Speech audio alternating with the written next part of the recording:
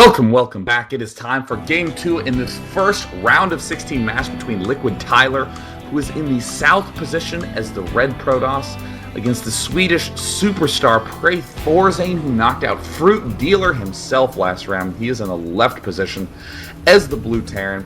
ThorZaIN now just 2 games away from advancing to the round of 8. Tyler 3 games away. But in a best of 5, it's never the biggest deal to, lose the first game. A lot of people even plan to do goofy cheeses in game 1 because that way they can keep their opponent on their feet. I think Tyler's going to be a little concerned, or a little thoughtful at the very least, to the fact that he played ultra safe and didn't end up winning. That honestly is kind of a surprise when you're playing like Tyler, who essentially, no matter how safe he ends up playing, can still end up pulling dramatically ahead of his opponent.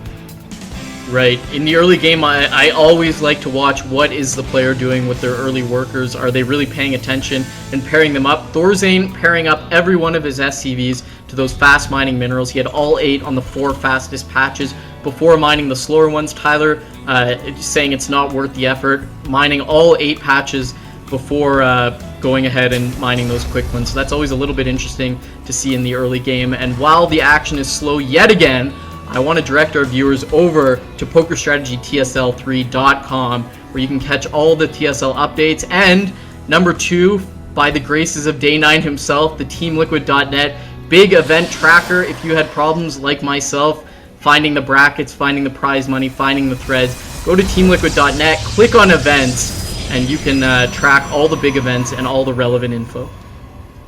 No doubt. Now I can load up my brackets within seconds. Hooray, brackets! We're now seeing Tyler finish up his gateway in his main. Looks like ThorZaIN needs to pause, and look at that! That's the fastest pause I've ever seen, Chill. I didn't even notice it. It's just Cybernetics Core going down in the main of Tyler. Will he end up popping his Zealot down or go straight for the gas? Looks like he is going to go straight for the gas, because no need to play overly cautiously on a map this large, but he will likely be popping down a relatively early Zealot, as that is his style. And ooh, look at this, Chill. ThorZaIN with the 1 barracks expand. Yeah, I like this because, Tyler is not the kind of player, at least in my eyes, who's gonna risk something against a player he feels he's better. He's very confident in his abilities, and you can see that in his interviews, and you can see that in his play styles as he plays safer against players he believes he's better at, and he plays a little bit risky. And this goes back to the TSL2 against someone like Idra, who he actually believes is better than him. So taking this fast expansion, you're not likely going to see any sort of risky punishment. It's probably going to go up, and you'll just get a little bit of an economic advantage. So I like that. Tyler got his cybernetics score down now, making a stalker. He's rallied his gateway directly over to this little patch by ThorZaIN's main base. So it looks like he's going to get aggressive or deny scout. Let's see what he does with these 2 stalkers. ThorZaIN, interestingly, going barracks gas, and then another barracks and another gas. It's always a little bit tenuous getting too much gas too early with an early expand build.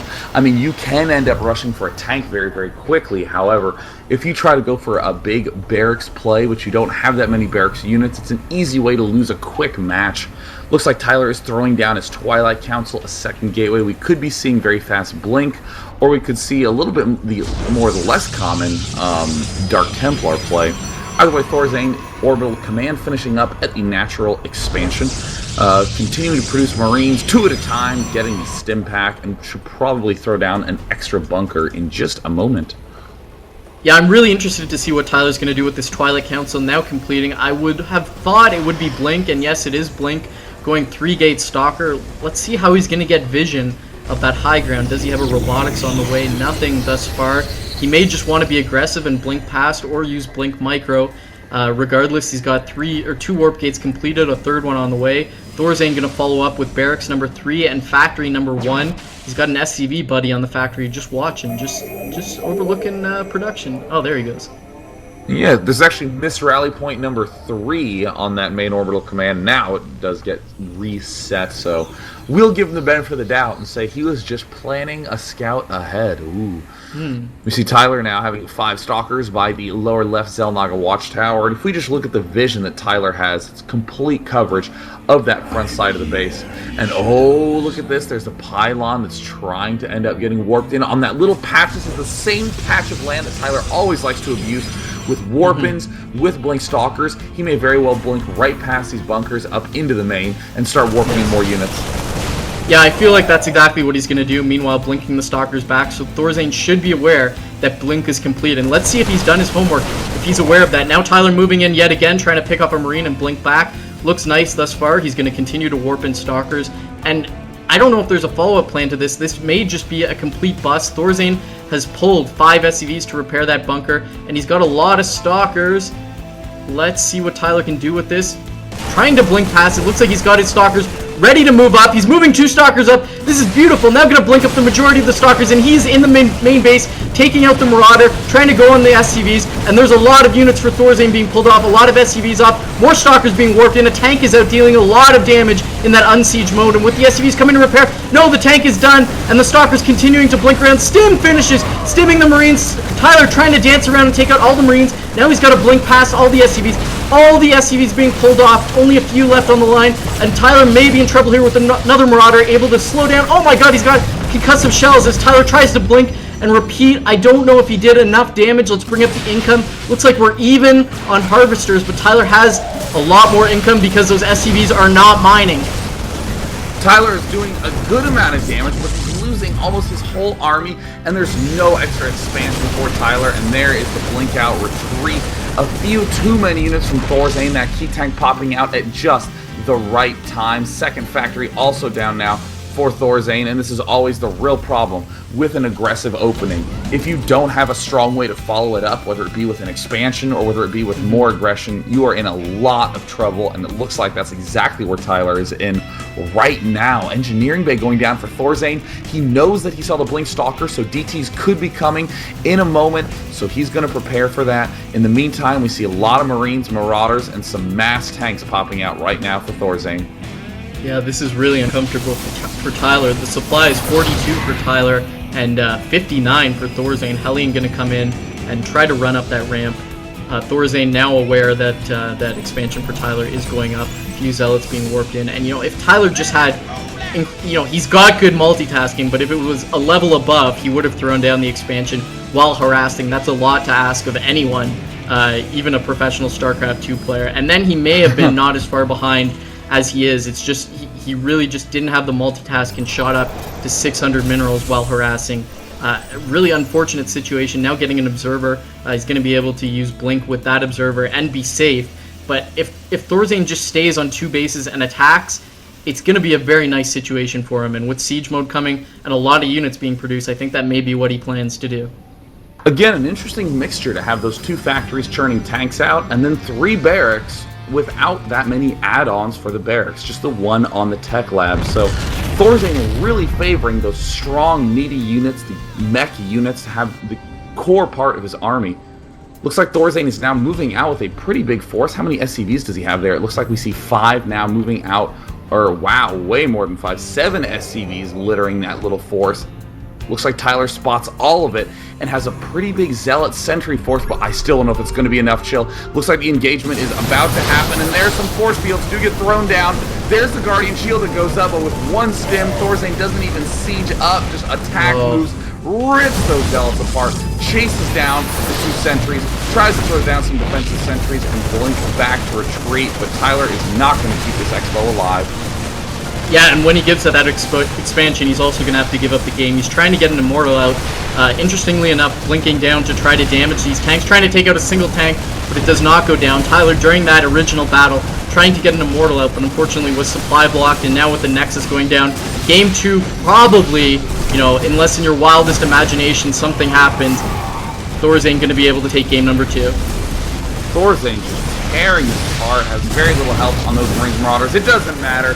It's good game. ThorZaIN is currently 2-0 against Liquid Tyler, just one game away. A shockingly dominating performance from ThorZaIN. And I gotta say, I am not going to be happy if I'm Liquid Tyler. Not just because I'm down 0-2, but in general, that sort of blink gimmicky play, that's the sort of thing where you're hoping to kind of have an aggressive, easy win. You want to do that in a game 1. You don't really want to do that in a game 2 in a best of 5. In a game 1, you want to go for a goofy blink stalker because if you lose, hey, no big deal. I can still always come back from just being down 0-1.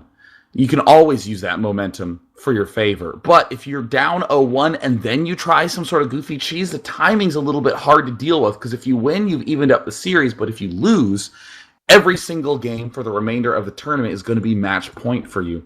So I do think that was perhaps a little bit of a misstep there by Liquid Tyler. Yeah, that's always the interesting thing about preparing for a best of 5 series. Not only do you have to prepare for your opponent and prepare for the map, you also need to prepare for different situations. What am I going to do when I get to game 3 on Metalopolis if I'm up 2-0, and how is that going to differ from if I arrive there at 1-1 or 0-2? So all things that really need to be thought of, because when you get to something like the TSL3 and you get to that situation, you really want to trust in your build. You don't want to be doing something for your first time, and that's a lot of mistake, or that's a common mistake that a lot of players make in their first big tournament, especially LANs. They arrive, they start doing builds that they've never really done before, and they don't know how they operate. You want to be, very confident in what you're building and when. And I'm thinking through that series one more time, or excuse me, that last game. I'm thinking if ThorZaIN had gone for an early third, then Tyler definitely would have been able to punish him more. But ThorZaIN had a little bit more restraint and did not take that early third, and I really think that's the hinge that defending that sat on. So the next map is going to be on Metalopolis, very large map. Do know that Tyler likes this map quite a bit. We've seen him do the double forge style on this map, even though that's generally designed to be good against the Marine Marauder. It's also quite effective against mech because there's very little that mech can do early on to apply pressure to a player who is going for some sort of early expand. I mean, even as we saw in game 1 on Xel'Naga Caverns, ThorZaIN couldn't really move out until around the 14-minute mark, so there was plenty of time for Tyler to be able to get what he wanted to build up and running. So Tyler's going to have a good chance to be able to pull back, but again, he's going to have that uphill battle because he has to go through all 3 maps, Metalopolis, Crossfire, and Shakuras, if he wants to be able to advance to the next round. Yeah, that's going to be a tall order, but if anyone can do it, it's Tyler. We saw what he did in TSL2 when he was down 0-2 against Mondragon, completely reversing the sweep and coming back to win 4-2. So it's not finished by any means. And with that being said, I believe we're going to move on to see if ThorZaIN can continue to be undefeated in TSL3 or if Tyler can come back in the series. We'll move on to game number 3 right after this.